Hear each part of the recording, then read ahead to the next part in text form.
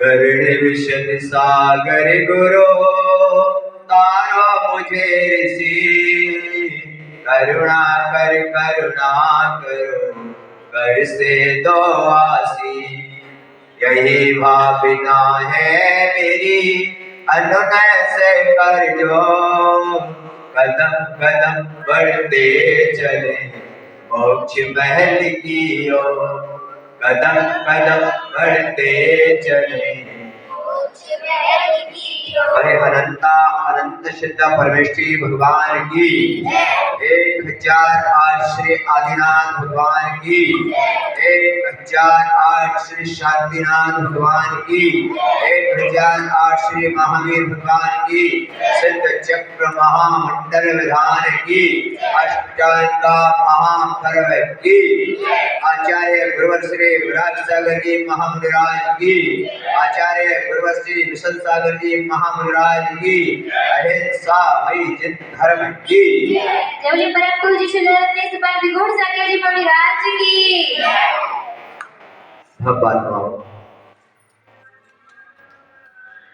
हमारा सिद्ध चक्र महामंडल विधान चल रहा है। ये तो सिद्ध चक्र महामंडल विधान में अष्टांग का पर्व भी चल रहा है, जहां नंदीश्वर द्वीप में, जहां पर भक्ति पूजन की जाती है। ये विधान भी तुम्हारे लिए 3 दिन का बाकी है, और ये गुरु भी 3 दिन के बाकी है। विधान पूरा और हमारा विधान हो सकता है, विधान जिस दिन पूरा उसी शाम को मेरा विधान हो जाए, इसलिए 2-3 दिन का लाभ कर लें।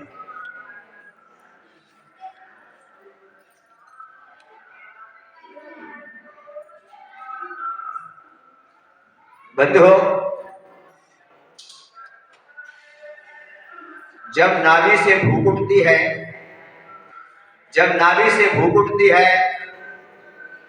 तो भोजन करने का आनंद ही कुछ और हुआ करता है। जब नाभि से भूख उठती है तो भोजन करने का आनंद कुछ और हुआ करता है, और जब भूख ना हो और भोजन दो तो वो भी क्या हो जाता है। नाभि से भूख उठती है, सूखे टुकड़े भी अमृत बन जाया करते हैं, और भूख अगर ना उठे और हलवा माल पुआ दे तो वो भी विष बन जाया। भूख होना चाहिए, अंतरंग इसकी अंतरंग की भूख होना चाहिए। जब अंतरंग में भूख लगती है, जब अंतरंग में जब तड़प होती है, तब जिनवाणी का रसपान उस आत्मा में जाकर ग्रहण हुआ करता है। और जब भूख ही नहीं है हमारे धर्म की, तो जिनवाणी कभी आत्मा के अंदर प्रवेश, इसकी भूख होना चाहिए।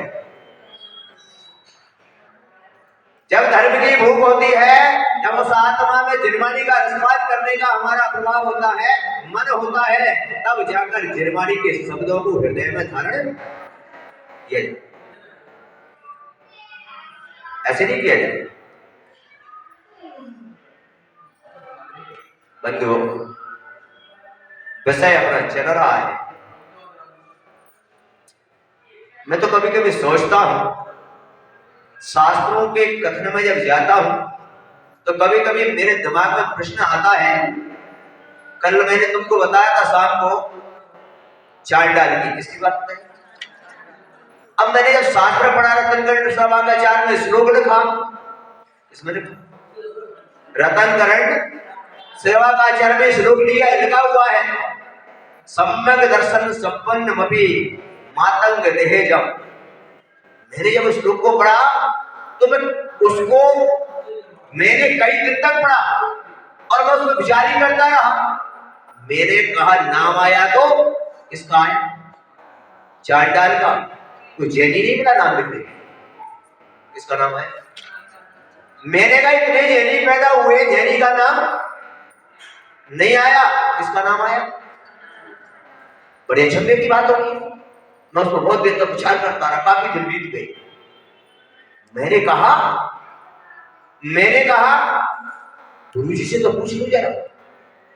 गुरुजी से मैंने चर्चा की और गुरुजी से चर्चा करके मैंने कहा भगवान बताइए मुझे कि इतने महान देश के अंदर सेठ लोग निवास करते हैं, जैनी लोग निवास करते हैं, क्या इनमें कोई ऐसा जैनी श्रेष्ठ नहीं हुआ जिसका नाम इसमें लिखा जाता? इसमें लिखा जाता, इसका नाम आया? मैंने गुरु जी से कहा भगवान मुझे बताओ तो जरा। तब आचार्य भगवान ने कहा बेटा एक कहावत सुनी होगी तुमने, घर की मुर्गी है क्या? तब आचार्य भगवान ने कहा कि इनको ये धर्म शास्त्र में मिल गया है, परंपरा से मिल गया है, इसलिए इनको इसकी क्या नहीं है? और जब दूसरे व्यक्ति को जब इस प्रकार का जब जीवन के अंदर वो मिलता है तब उसके अंतरंग के अंदर एक विश्वास मिल जाता है, उसके अंतरंग के हृदय में वो सम्यक प्राप्त हो जाता है और वही व्यक्ति उसका दृढ़ता से पालन करता है तो मरने को तो तैयार हो जाता है पर छोड़ने को तैयार नहीं हुआ करता है। इसलिए इसका नाम है क्या करने को, सब कुछ छोड़ने को तो, पर क्या धर्म को छोड़ने को तैयार नहीं है और हम सब कुछ करने को तैयार हैं पर धर्म को करने को यानी अब तुम्हारा नाम कैसे लिखा जाएगा? अब तुम्हारा नाम कैसे लिखा जाएगा? बंधुओं संसार का सब कुछ छूट जाए, ये शरीर भी छूट जाए, इंद्रियों को वैसे छूट जाए पर मेरा क्या ना छूटे, धर्म ना छूट जाए, तब तुम्हारा नाम भी इसमें लिख जाएगा। लिख जाएगा कि नहीं बोलो? बिल्कुल लिख जाएगा 100%। तो भगवान ने कहा कि बस इतना ही अंतर है, इतना ही अंतर है। एक व्यक्ति बाहर से ग्रहण करता है और एक व्यक्ति अंतरंग से ग्रहण करता है। बहिरंग का व्यक्ति दिखावा करता है और अंतरंग का व्यक्ति उसको जीवन में बस अंतर कितना, इतना ही। बंधुओं मैंने जब शास्त्रों में फिर गया रानी रेवती का वर्णन है, वो भी रत्नाकर शर्माचार्य रानी रेवती का वर्णन है। मैंने विचार किया, मैंने चिंतन किया, मैंने सोचा और सोचकर मैंने विचार किया कि अनेक प्रकार के उन विद्याओं के माध्यम से एक क्षुल्लक जी ने परीक्षण है ना, एक क्षुल्लक जी ने परीक्षण विद्या के माध्यम से विचार करो।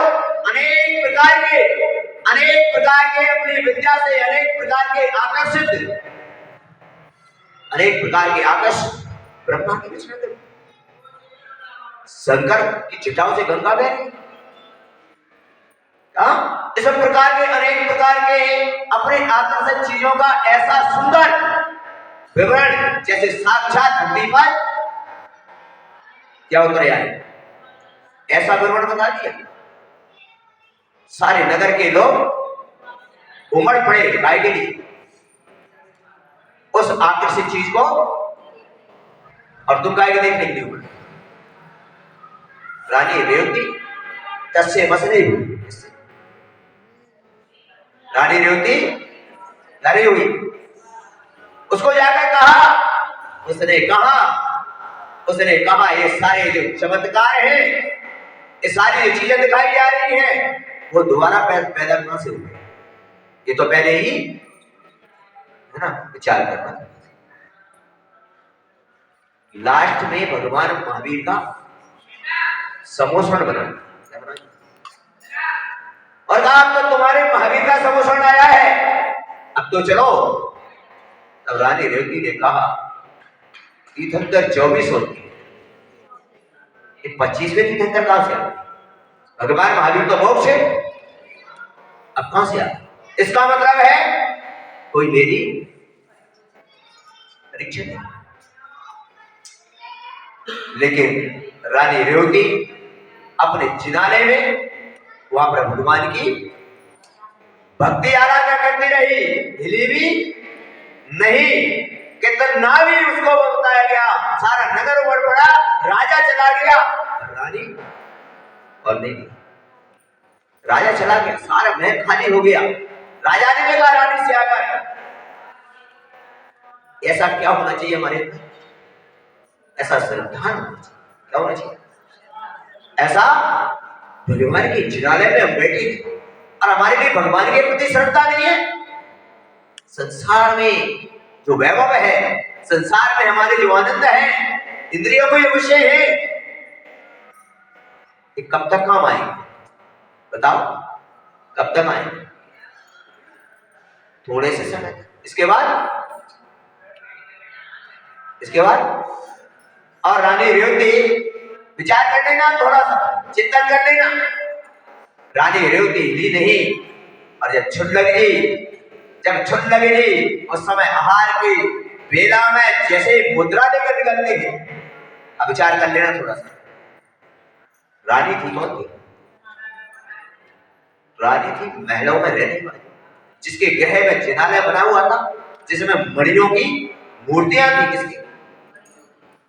है ना? विचार करना। और जैसे ही रानी को दासी ने कहा कि सामने से मुद्रा लेकर एक झुंडती महाराज, रानी रेवती ने पूजा छोड़ा, सबको छोड़ा और दौड़कर कदम लेकर कहां पर आ गई? क्यों? इस श्रद्धा है क्या? देव शास्त्र और गुरु पर। रानी रेवती भी तो कह सकती थी, अरे झंडगी है काकर गुरु में जाकर कोई महाराज होते तो कह सकती थी कि नहीं?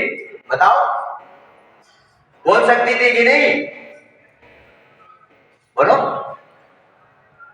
नहीं बंधुओं, सम्यक दृष्टि जीव चतुर्वेद संघ का कोई भी बात आ जाए तो वो बिगड़ नाम और बिगड़ फोटू के क्या सीधा दौड़ पड़ता है कि मेरा सौभाग्य है, मेरा सौभाग्य है कि आज मेरे दरवाजे पर कोई पात्र आया। और रानी रेवती ने उनकी और बड़गान किया, आहार दिया। आहार देने के बाद और भी परीक्षा हो गई, उन्होंने गमन कर दिया, फिर भी उन्होंने कोई विचार करो थोड़ा सा। तब जाकर कहा, छुल्लक जी ने कहा अपने गुरु के पास आकर, इसीलिए गुरु जी ने रानी रेवती को आशीर्वाद आशीर्वाद भेजा। तो गुरु जी तब समझ में आई होंगी कि क्यों आशीर्वाद भेजा, क्योंकि गुरु जी जानते हैं कि मेरा आशीर्वाद अगर सम्यक दृष्टि जीव को जाएगा तो धर्म की ओर परिवर्तन करेगा। इसलिए गुरु जी ने किसको आशीर्वाद भेजा? लकी ने जब गए थे तब पूछा नहीं कि तुमने और किसी को क्यों? क्योंकि सम्यक दृष्टि जीव के अंदर ही धर्म रह सकता है। मिथ्या दृष्टि जीव तो कितना भी कुछ कर लो, वो उस समय तो ठीक है, लेकिन बाद में उसका अनुसरण नहीं करता। इसलिए अपने हृदय में क्या जगाना? ऐसा सम्यक जगाना है। क्या हमारे इस नगर में सिद्ध चक्र विधान चल रहा है, ऐसे हृदय में सम्यक को जगा लेना। मैं इनकी आराधना करूं, मेरे जीवन का कल्याण हो जाए। विचार करो, चिंतन करो। ऐसा विचार जब आता है मन में, जब चिंतन में आता है, तब हम सोचते हैं कि हमारे लिए ये जो धर्म है, हमारे लिए जो कार्य है, हमारे सुलभता से प्राप्त हो गया है, इसलिए इसकी हमें क्या नहीं, वैल्यू नहीं है वैल्यू। मैंने हरियाणा रेवाड़ी में चतुर्मास किया और वहां पर चतुर्मास के अंदर में मैंने उनसे पूछा तो उन्होंने कहा, महाराज जो हम लड़के की शादी करते हैं और शादी के अंदर में जो जैन धर्म को जानते भी क्योंकि जो एक अग्रवाल जैन होती है, एक वैष्णव अग्रवाल होती है, तो उन्होंने शादी करके वगैरह, मैंने कहा पूरे जब आती है धर्म को जब सीखती है तो इतना धर्म को अंगीकार करती है कि हम लोग भी ऐसा पालन, उनका कहना है था हम भी नहीं कर सकते ऐसा पालन जैसा पालन। क्यों? क्योंकि उनके लिए जैसे ही हृदय में प्रवेश होता है और वो सोचते हैं तो मुझे पता नहीं ये कौन सा अमूल्य, मेरे लिए कौन सा अमूल्य चीज मिल गई है, और वो अपने हृदय में प्रवेश कर लेते हैं, और हृदय में प्रवेश करने के बाद क्या वो उसका किसी प्रकार से उल्लंघन, और हम लोग काय में मिल गई, हमको किसमें मिल गया, ये विरासत में मिला है। बंधुओं, नहीं, ऐसा अपने हृदय के अंदर विचार करना है, चिंतन करना है, सोचना है, और सोचकर अब समय अपना तुरंत ही पूरा हो जाता है। करें क्या? समय ऐसे भागता है जैसे, क्या भाग रहा है? समय भाग रहा है, और जितना समय तीव्र गति से भाग रहा है उतनी भी हमारी आयु तीव्र गति से क्या हो रही है? बोलो, हो रही कि नहीं हो रही? इसलिए समय तो भागता ही रहता है, लेकिन सम्यक दृष्टि जीव समय को पकड़ लेता है तो वो उसी में से उसका कल्याण हो जाता है। क्या पकड़ना है हमको? नहीं, तुम तो समय लेके बैठे थे, क्या भगवान समय आ गया तब? बोलो, समय को लेकर बैठे रहना, क्या वहां जब समय आ गया तब अपने आप कल्याण हो जाओ? अरे हो जाओ, कछु करने की और हो जाओ, बैठे रहियो घर में, यही समय आ गया तब भोजन, समय आ गया तो भोजन अपने आप, कल से बहुओं से मत कहिए भोजन को नहीं है, कहिए समय आ गया तो आ जाओ। नहीं बंधुओं, पुरुषार्थ तो करना ही पड़ेगा। बस अंतर इतना है बंधुओं कि पुण्य के उदय में थोड़ा सा पुरुषार्थ भी अधिक काम कर जाता है, और पाप कर्म के उदय में अधिक पुरुषार्थ भी कम काम करता है। लेकिन अगर पुरुषार्थ नहीं छोड़ा तो पाप को हारना पड़ता है, और एक दिन पाप जब निवृत्त हो जाता है, पुण्य जब उदय में आ जाता है, वही व्यक्ति अपने जीवन में सुख को प्राप्त हो जाता है। लेकिन हमने अगर पुरुषार्थ छोड़ दिया तो क्या छोड़ दी, फिर क्या होगा? अब पुरुषार्थ क्या है? वैसे छोटी सी बात को लेकर पूरे कर देते। अपन कहते हैं, कई लोग मेरे पास आते हैं, महाराज हमें भाग्य में ऐसो ही, कैसो लोगो ऐसो ही। अब महाराज वहां कोई क्या करेगा वहां में, है ना, कोई क्या करेगा? अगर तुम्हारे भाग्य में ऐसो ही देखो है और कोई कछु नहीं करे तो सिर दर्द होता तो दवाई खाते हैं, तो दवाई सिर दर्द बंद होता है नहीं? जब ऐसो ही देखो है तो दवाई खावेगी अपने आप। फिर काय को भागो हॉस्पिटल में, फिर काय को जातो हमें बाप को इतने बड़ो ऑपरेशन हो, बच गए, काय से बच गए? ऐसा क्यों बोला था? इसका मतलब है कहीं ना कहीं तो पुरुषार्थ काम कर रहा है कि नहीं? बोलो, कर रहा है कि नहीं? पर हमारे भाग्य में कैसा लोग है? नहीं बोले, कब बोलते हैं बताओ है? तब हम चारों तरफ से हार, फिर क्या बोलते हैं हम? पर भगवान का मंदिर में आकर तो तुमने भगवान की आराधना तो चारों तरफ घूमे, लेकिन भगवान के पास नहीं आए। क्या? नहीं आए ना। अब चारों तरफ कारक हुए, भगवान के चरणों में आओगे, ये पुरुषार्थ तुम्हारे जीवन को बदलेगा कि नहीं? और संसार के सारे काम कर रहे हैं, पर यहाँ का पुरुषार्थ नहीं। अब कैसे बदलेगा तुम्हारा जीवन? बताओ, एक बार भाग और पुरुषार्थ दोनों में झगड़ा हुआ, क्या होगा? और दोनों जोर से मानने को कोई भागे क्या, मैं बड़ा हूं पुरुषार्थ दे, हैं? तुम भी तो यही कर रहे हैं। घर में सासू कहती है मैं बड़ी, बहू कहती है मैं बड़ी, बेटा कहता है मैं बड़ा, समाज के अंदर कहती है मैं बड़ा, मैं बड़ा, वह बड़ा। बड़ा जानते हो कैसे बनते हैं? बड़ा जानते हो कैसे बनता है? ऐसे नहीं बन जाते बड़े, पहले दाल को गलना पड़ता है, फिर पिसना पड़ता है, क्या करना पड़ता है, फिर कढ़ाई में ऐसे ही बन जाते बड़ा, बड़े ऐसे ही बन जाओगे।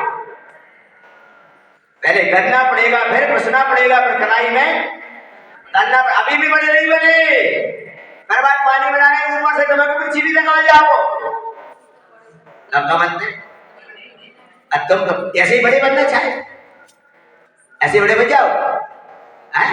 तब उसको खाने का क्या था, बोलो। तब बड़े बनना है तो क्या करना पड़ेगा?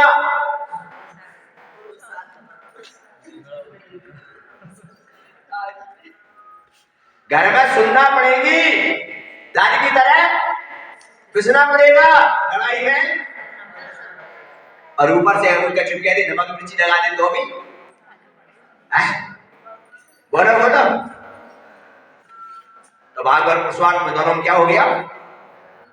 और झगड़ा जब हुआ तो तैयार नहीं मानने को, उन्होंने चलो उसका निर्णय कर दिया, और निर्णय करने के लिए सब जगह घूमे, और सब जगह घूमने के बाद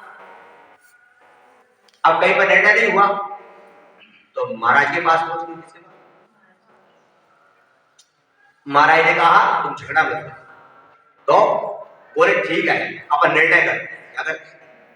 निर्णय करते हैं कौन बड़ा है, कौन है बड़ा? सब बड़ा बनने चाहिए। क्या बनना चाहिए? कोई झुकना नहीं चाहिए। बोला बोला, हमें बुलाओ ही नहीं, तुम बड़े हमें। अरे बड़ा उसको कहा जाता है जो शब्द झुकना जानता है। तुम तो गुब्बारे हो, गुब्बारे। क्या गुब्बारे में थोड़ी सी हवा भरी तो आकाश में, और चंद समय में ही कहां पर आ जाए, वही ऐसे ही गुब्बारे बंद हो। महाराज के पास गए और महाराज ने कहा कि जाओ एक पेड़ के नीचे, इसके नीचे एक पेड़ के नीचे एक व्यक्ति बैठा हुआ है, एक परिवार जिसके पास सर पर कपड़ा नहीं है। कपड़े का मतलब गरीब है और 2 दिन से भूखा है, और एक फटा पुराना गमछा पहने हैं, और 2 दिन से क्या है वो भूखा है। जाओ वहां पर तुम्हारा क्या हो जाएगा, निर्णय हो। वहां पहुंचे, पुरुषार्थ ने कहा भागने का देख ले, इसके भाग्य में नहीं है, यानी भोजन इसके भाग्य में नहीं है, इसीलिए तो 2 दिन से। पुरुषार्थ ने कहा नहीं, भाग्य में तो है, और एक पुरुषार्थ नहीं कर, यानी तो भाग्य ने कहा ठीक है तू पुरुषार्थ कर ले, मैं चुपचाप। उसने उठाया, पुरुषार्थ ने एक राजा के पास ले गए। सुन लेना पहले पूरी बात अच्छी से, पुरुषार्थ क्या है। राजा के पास गया, और राजा के पास जब पहुंचा लेकर, तो राजा के पास ऐसी कोई कड़ा दिखाई उसने, और राजा प्रसन्न हो गया। राजा प्रसन्न हो तो गले का हार निकाल के इसको, उस व्यक्ति को क्या दे दिया, और वो हार लेकर चला आ रहा था। एक नदी पड़ी, तो नदी में उसने सोचा, हार किनारे पर रख दिया। उसने कहा मैं स्नान कर लूं, और एक पक्षी आया और उस हार को चोंच में दबाकर ले गया, और फिर आकर वो उसी वृक्ष के नीचे भागने का। देख पुरुषार्थ, तूने पुरुषार्थ किया, इसके भाग्य में तुम लोगों की मानसिकता बता रहा हूं क्या। तब पुरुषार्थ करेगा नहीं, वापस पुरुषार्थ करें। क्या करें? पुरुषार्थ पूरी जिंदगी करते रहे ना, अभी ऐसा नहीं कि भगवान के मंदिर में 10 दिन पूजा करेंगे महाराज, 10 दिन की तो कही आपने, अपने आप से करना, कछु भाव ही नहीं। पूरी जिंदगी आखिरी सांस भी रहे तब तक प्रभु की आराधना करना, और कभी अपने मन में ऐसे विचार क्या, ऐसे विचार मत लाना। किसी गुरु के पास कभी पूछने जाओ क्या पूरी जिंदगी निकल जाए तो मन में ऐसे भाव मत लाना कि महाराज के पास गए और हमारा काम कभी नहीं होगा, क्योंकि हमारे पहले से ही परिणाम बंद हो। दोबारा राजा के पास नहीं करेंगे। राजा ने कोई कला दिखाई, राजा ने प्रसन्न होकर उसने इतना से सोने की मोहरें दे दी क्या, और फिर आया उसी नदी किनारे का, और वो नदी पर आगे उसने विचार बनाया, उसके पोटली में वो बंधा हुआ था, मैंने विचार किया और पोटली नदी में क्या हो गई, छूट गई। फिर वापस आकर वहां बैठ गया, फिर वहीं पर भागने फिर कहा इसके इसमें नहीं है, किसने कहा इसके भाग्य में नहीं है। ध्यान रखो तुम्हारी स्थिति भी यही है, लेकिन जब पुरुषार्थ ने कहा कि अब रुक जा तू भाग्य, अब देख तू मेरा करिश्मा क्या है, और उसने देखा कि नगर में संत आ गए, कौन आ गए, कौन आ गए। अब देखो पुरुषार्थ क्या होता है, ये तुम दुकानों में जब पैसा कमा रहे हो, ये सोना चांदी में लगे हुए पुरुषार्थ नहीं है। और जैसे ही संत नगर में आए, और संत नगर में आते ही क्या, जैसे लोगों की भीड़ लगी और उसकी पत्नी जो थी वो भी वहां पर थी, उसने कहा देखो नगर में संत आए हैं, कौन आए, संत आए, चलो एक काम करो, तुम जंगल में जाओ, सूखी सूखी लकड़ी लेकर आओ जिसमें जीव ना हो, क्योंकि सूखी लकड़ी लाओ और मैं वो लकड़ी तुम लेकर आओ, और अपने पास कुछ नहीं है तो क्या है, और संत आए हैं, एक चूल्हा बना है, एक बर्तन है, अरे पानी तो है हमारे पास, पानी गर्म करके ही हम क्या करेंगे उनकी बलिदान, अरे कुछ नहीं है तो क्या है, लेकिन हमारे पास क्या है, एक पत्थर का चूल्हा तो बना ही लेंगे, और लकड़ी लाकर क्या करेंगे, एक बर्तन में पानी गर्म करके क्या करेंगे। पुरुषार्थ समझ में आ रहा है कि नहीं, धर्म पुरुषार्थ। और जैसे वो लकड़ी लेने जंगल जाता है और उसकी पत्नी बोली मैं नदी पर जाती हूँ, वहां पर मैं कपड़े धोकर अपने शुद्ध पहन के नदी में से और आती हूँ, इधर वो गया जंगल में लकड़ी लेने, तो वही हार एक पेड़ पर और उसी का था, इसलिए उसने उसको ले लिया, और पत्नी नदी में गई तो उसको क्या मिल गई, और वापस आए, और वापस आकर जैसे ही उसने प्रभु की आराधना की, जैसे ही उसने भाव बनाया कि गुरु का मैं परिवार करूंगा, उसके लिए जल बनाऊंगा, भगवान के मंदिर में जाऊंगा, भगवान की आराधना करूंगा, भगवान की पूजा करूंगा, जैसे ही उसने धर्म पुरुषार्थ की ओर बढ़ा, भाग आकर वहां पर खड़ा हो गया, और भाग्य ने कहा कि पुरुषार्थ तू बड़ा है और मैं छोटा हूं, तू जीता और मैं। कहने का तात्पर्य मेरा है कि जीवन के अंदर में जो संसार की हम कार्य कर रहे हैं वो पुरुषार्थ नहीं है, वो तो कर्म है।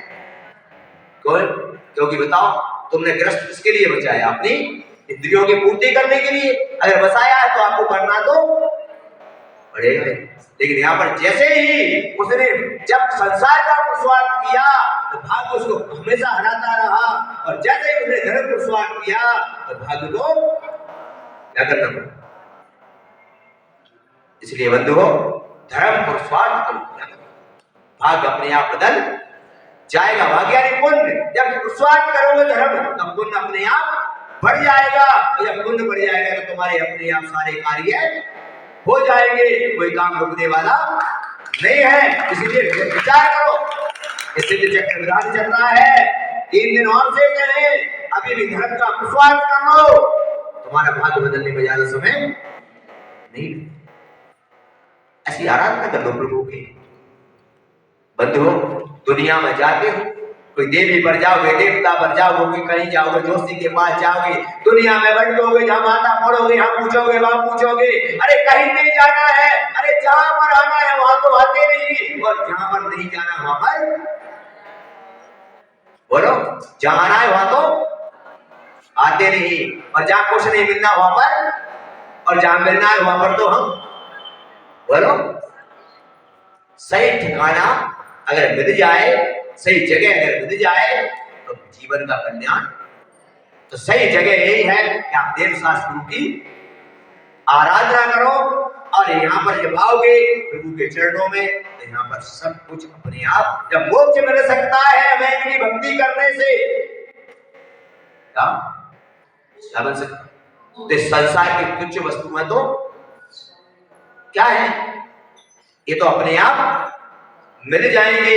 ऐसी प्रभु की आराधना, जो उसकी आराधना हमारी सबकी आत्मा को परमात्मा बना देता है, तो संसार के वैभव मिलना तो कोई बड़ी बात नहीं है। इसलिए आज इतना ही आप लोगों से मेरा निवेदन, 3 दिन बचे हैं, उस 3 दिन में धर्म का प्रस्वाद कर लो, संसार के सारे प्रस्वादों को छोड़ दो, क्या तो आनंद ही आनंद आ जाएगा।